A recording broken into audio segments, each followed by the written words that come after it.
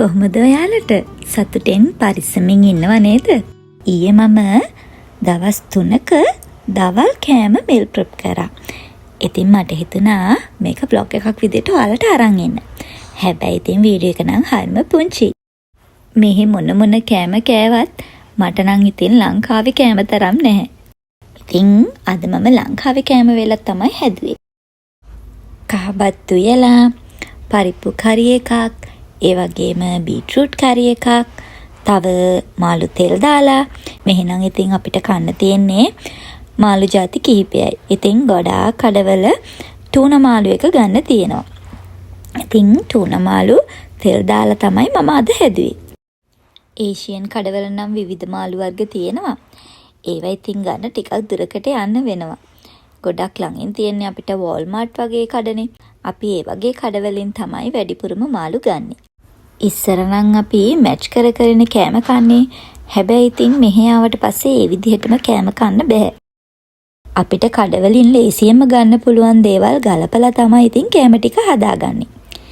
ඒකෙත් ඉතින් අවුලක් නැහැ. හැබැයි අපිට හිතුන වෙලාවට ගිහිල්ලා ඉන්දියන් කඩෙන් ඒ වගේම ඒෂියන් කඩවලින් එළවලු මාළු වගේ දේවල් අරගෙන ඇවිල්ලා කෑම ටික ගෙදර හදාගෙන කනවා. දැන් මේ මං හදන්නේ කේල් මැල්ලුමක්. මේ කේල් කොලත් ලපටියට තිබුණොත් හොඳට සම්බෝලයක් හදාගෙන එහෙම නැත්නම් මැල්ලුමක් හදාගෙන රසට කන්න පුළුවන්. දැන් මම හදාගත්ත කෑම ටික මේ විදිහට බොක්ස් වලට දාගන්න තමයි හදන්නේ. මං අද හදාගත්ත පරිප්පු එක ගත්තේ ඉන්දියන් කඩෙන්. ඒ ගත්ත පරිප්පු පැකට් එකේ ඇට වර්ග ගොඩාක් තිබුණා. කඩල පරිප්පු, මයිසුරු පරිප්පු, මුං ඇට මේ වගේ ඇට වර්ග 6ක් විතර තියෙනවා. ඒ පරිප්පු එකට කොච්චර කහ දැම්මත් කහ පාටක් නම් ආවේ නැහැ. ඒකට හේතුව මට හිතෙන්නේ පරිප්පු පැකට් එකේ තිබුණ අනිත් ඇට වර්ගවල කල එක. මම මේ පරිප්පු කරි එක හදනකොට ටෙම්පරාදු කරගත්තේ නැහැ. මොකද මිරිස් එහෙම දාලා ටෙම්පරාදු කරගත්තොත් මේ ඇට වර්ගවල රස දැනෙන්නේ නැති නිසා. ඒ වගේම තමයි මේ පරිප්පු එක ටිකක් වැඩිපුර වෙලාවක් තඹ ගන්න වුණා. ඒකට හේතුව තමයි කඩල පරිප්පු මේකේ තිබ්බ එක. මුං ඇට හරීම චූටි. ඉතින් මුං ඇට ටික තැම්බෙන්න නම් මහ ලොකු වෙලාවක් ගියේ නැහැ. කඩල පරිප්පු ටිකට තමයි ගොඩාක් වෙලා ගියේ. මේ පරිප්පු කරි එක රසයට හදාගන්න නම් ඉතින් ඇට ಜಾති වල රසය අමතක කරලා හොඳට මිරිස් ටිකක් දාලා ටෙම්පරාදු කරලා කෑවොත් ගොඩාක් රසයි. මම බීට්‍රූට් හදනකොට ටෙම්පරාදු කරන්නේ නැහැ.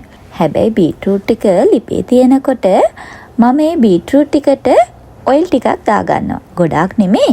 හරිම චුට්ටක්. එතකොට මේ බීට්‍රූට් වල පාටත් වෙනස් වෙන්නේ නැතුව තියෙනවා. මම අද ටූනා මාළු ටික තෙල් දාගත්තනේ. හැබැයි ටූනා මාළු රසටම කන්න පුළුවන් ඇඹුල් තියල් කරගත්තාම. මම නම් සාමාන්‍යයෙන් ඇඹුල් තියල් කරගත්තම ටික දවසක් තියාගෙන කනවා. ඇඹුල් තියල් එක පරණ වෙන්නනේ රස තියෙන්නේ. ඉතින් ඔයත් meal prep කරන කෙනෙක්ද? ඇත්තටම මං වගේ අම්මා කෙනෙක්ට meal prep කරගන්න එක ගොඩාක් ප්‍රයෝජනවත්.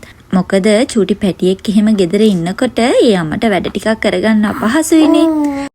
ඇහෙනව නේද සද්දේ? මම vlog එක edit කරගන්නකොටත් චූටි පැටියා ඉතින් මගේ ළඟම තමයි තියාගන්නේ. මෙහි විවිධ කොළ වර්ග කෑමට ගන්න තියෙනවා. හැබැයි ඉතින් අපි හදන මැල්ලුම් විදිහට කෑමට ගන්න පුළුවන් වෙන්නේ කොළ ಜಾති 3-4ක් විතරයි. ඉතින් ඒවයින් එකක් තමයි කේල් කියන්නේ. හරිම ගුණ කොළ ಜಾතියක්. මේක මැල්ලුම විදිහට ඒ වගේම සම්බෝල විදිහටත් හදාගන්න පුළුවන්. හැබැයි ඉතින් ලපටියට තිබුණම තමයි මේක ගොඩාක් රසට හදාගන්න පුළුවන්.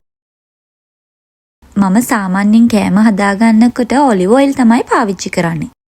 මැල්ලුම් හදනකොට නම් තල තෙල් තමයි පාවිච්චි කරන්නේ. මලව ගන්නකොට තල තෙල් ටිකකුත් දාලා මලව ගත්තාම ඒකේ ගුණය තව ටිකක් වැඩි වෙනවා. ඔන්න ඉතින් කෑම ටික බොක්ස් වලටත් දාගත්තා. දැන් ඉතින් තියෙන්නේ ෆ්‍රිජ් එකට දාගන්න තමයි. බලන්නකෝ අද කෑම එකේ තියෙන පාට ටික. දැන් ඉතින් කෑම ටික ෆ්‍රිජ් එකට දාගන්න තමයි යන්නේ.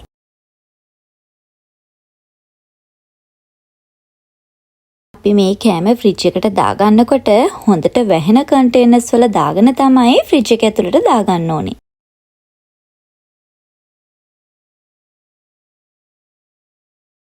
අනිත් කෑම ටික ෆ්‍රිජ් එකට දාලා මමත් කෑම ටිකක් කන්න තමයි දැන් ලෑස්ති වුනේ. ගොඩක් වෙලාවට මම කෑම ගන්නේ චූටි පැටියව ළඟින් තියාගෙන. නැත්තම් ඉතින් මට නිකන් කෑම කන්න බෑ වගේ. ඒ වුණාට දැන් කෑම කන වෙලාවට චූටි බබාටත් කෑම ටික කන්න ඕන වගේ. එයාගේ කට හදනවා කෑම කන විදියට. ඉතින් ඒ වෙලාවට මට කෑම ටික කන්නත් හිතෙන්නේ නෑ. මොකද එයා ඒ විදිහට බලාගෙන ඉන්නකොට. දැන් ඉතින් එයාගේ කෑම කන වයසත් හරියාගෙන එන්නේ. තව ටික දවසකින් මම චූටි පැටියටත් එයාගේ කෑම කවන්න පටන් ගන්නවා.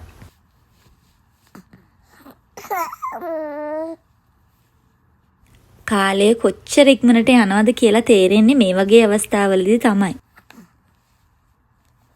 අද ඊයේ යාව හම්බ වුණා වගේ තමයි මට දැනෙන්නේ. ඒ වුණාට දැන් මාස 5කටත් වැඩි කාලයක් ගිහිල්ලා. මේ සතියේ ලොකු පුතාලට ස්ප්‍රින් බ්‍රේක් එක දීලා තියෙන්නේ. ඒක නිසා කට්ටියම ගෙදර. චූටි මල්ලිවත් බලාගෙන ඒ වගේම මටත් උදව් කරගෙන දෙන්න ඉතින් ගෙදරට වෙලා ඉන්නවා. ඇත්තටම මේ දෙන්න ඉන්න එක මට ලොකු හයියක්. මම වැඩ කරන වෙලාවට චූටි මල්ලිව බලාගන්න ඒ දෙන්න. ගොඩාක් අය කියනවා පවුලක ගෑනු දරුවෙක් ඉන්නම ඕනේ කියලා. මම නම් ඒක කවදාක්වත්ම පිළිගත්තේ නැහැ. මගේ පුතාලා හම්බ වෙන්න කලින් වුණත් මම ඒ කතාව පිළිගත්තේ නැහැ. අපිට ලැබෙන්නේ මොන දරුවා වුණත් ගොඩක් ආදරෙන් ඒ වගේම විශ්වාසයෙන් යුතුව හදන්න ඕන. ඒ වගේම තමයි කවදාක්වත් මතු බලාපොරොත්තු ඇතුව දරුවෝ හදන්න නරකයි. එහෙම බලාපොරොත්තු තියාගෙන දරුවෝ හැදුවම තමයි අනාගතයේදී Tamanටත් තමන්ගේ දරුවන්ටත් ප්‍රශ්න ඇති වෙන්නේ. හැමදේම තීරණය වෙන්නේ අපි කරපු පව්පින් අනුව තමයි. ඉතින් අද වීඩියෝ එක බැලුවට ඔයාලට ගොඩාක් ස්තුතියි. එහෙනම් ආයෙත් ඉක්මනින්ම අලුත් වීඩියෝ එකක් අරගෙන එන්නම්. ඔයාලා හැමෝම සතුටෙන් පරිස්සමෙන් ඉන්න. තෙරුවන් සරණයි.